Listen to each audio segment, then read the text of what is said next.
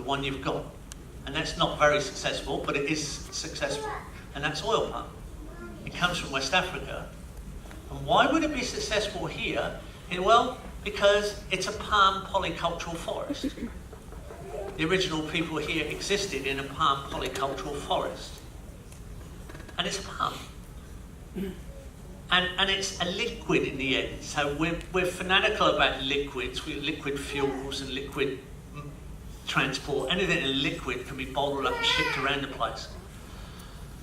But it lasts the same time as your average agriculture. Your average monocultural industrialised approach to the landscape, which we now call agriculture, but it's not agriculture, because agrarian culture, agriculture means agrarian culture. Agrarian means soil, and culture means the enrichment and improvement of things. Well, agriculture today destroys soil. So it's not agriculture, it's anti-agriculture. So your oil palms, now I understand, can maybe make 70 years with 2 planting and then don't grow anymore. Well, that's typical agriculture. It's about 70 years. Your average agriculture today lasts 70 years. Check it out. You don't think I'm not saying, just research it and have a look online. All your great agricultural landscapes are destroyed within 70 years of modern monoculture. So you've just got, a large element monoculture, a big palm, covering a lot of the agricultural country. And I've been asked, while I've been here in the last 10 days, to set up a test plot, set up a polycultural test plot. I'm actually linked to some of my students who work for Rainforest Alliance and have been working on the same sort of things in Indonesia, combinations. I'm connected to Willie Smits in Borneo, who's been putting in polycultural systems to save orangutans, who's quite famous. He's getting a very good yield out of sugar palm. There are other palms. We don't have to be crazy about one palm. And there's other stuff that can go underneath it. And there's all kinds of stuff we can do in agricultural, polycultural industry in Malaysia. If we can get away with this, get away from this industrialised direction.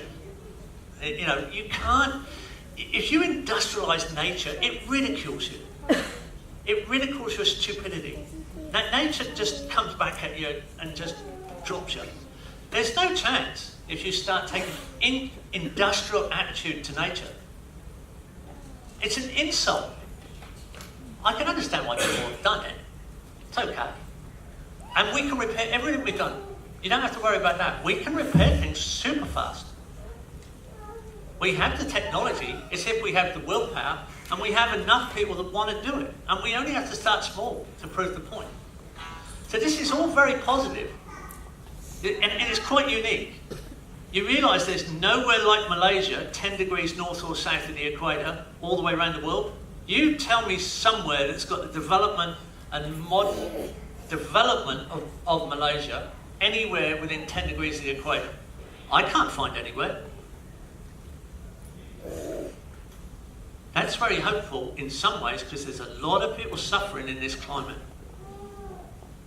There's a lot of people who haven't got your lifestyle in this climate. I know, I've worked in those zones and there's a lot of kids out there suffering. Those are the ones I worry about because they're innocent. And we have an obligation to help. And we've got a position here where we can. Have a look around the world within 10 degrees of the equator. I mean, Singapore, yeah, I know, right? But, it's just on the end of the peninsula, isn't it, really? But the rest of it, wow, go through Central Africa, go through Central America, Colombia. Amazon. Amazon? Yeah, tell me someone that's developed in the Amazon. I worked in Manaus, exactly the same latitude as this. I wouldn't call Manaus developed.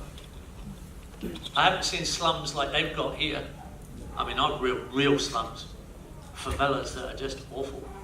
I stayed in them. I've got a bit of a twist about staying with extremely poor people to see what it's like. I don't like to teach unless I've experienced what it's like to sleep in their bed, eat their food, use their bathroom and toilet.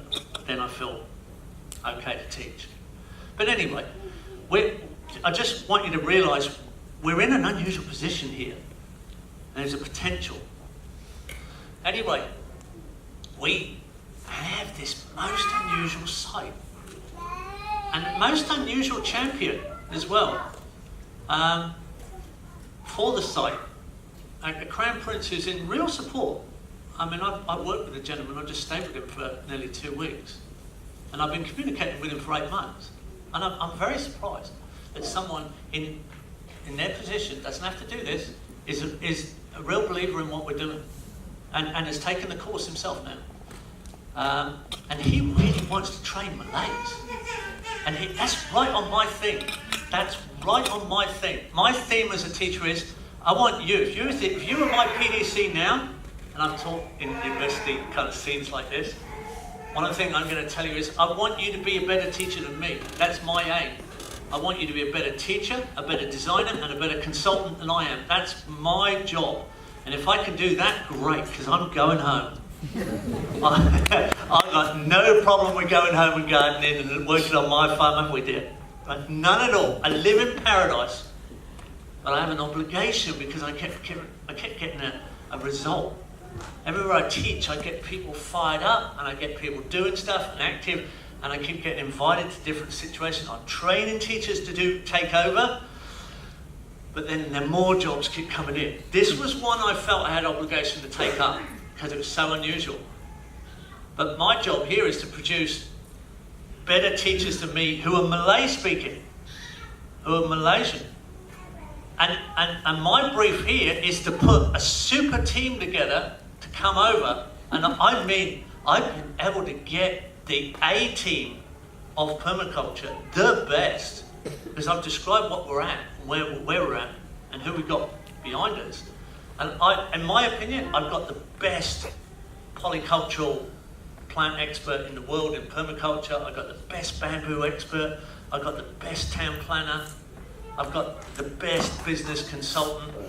You know, I've got the best architect. I've actually got the best equine permaculture expert, horse permaculture expert. You know, and everybody said yes, out of the best that I've inquired in the last 2 weeks. And their brief has got to come through me, and that is, we're going to train Malays to do the job as quickly as possible. Get out of the way. Give them the best mentoring, the best training, stay as advisors at a distance, and let it rip. Can you just say Malaysian? Why Malay specific ethnic group? That's Malaysian. I don't know the difference. Thank you very much, sir. Malaysian. We'll get in the zone here. I don't know. Thank you. So I have to say Malaysian, right? My apologies. And that's what we're about. So this site, 25-year-old park, owned by the state, run as a not-for-profit, was a food park full of fruit trees in part. So it's got blocks of fruit trees, conventionally planted, rambutan, dukkha, jackfruit, a lot of durian, mangosteen, carambola, jackfruit, large and small, breadfruit, and I probably missed some. Malay apple,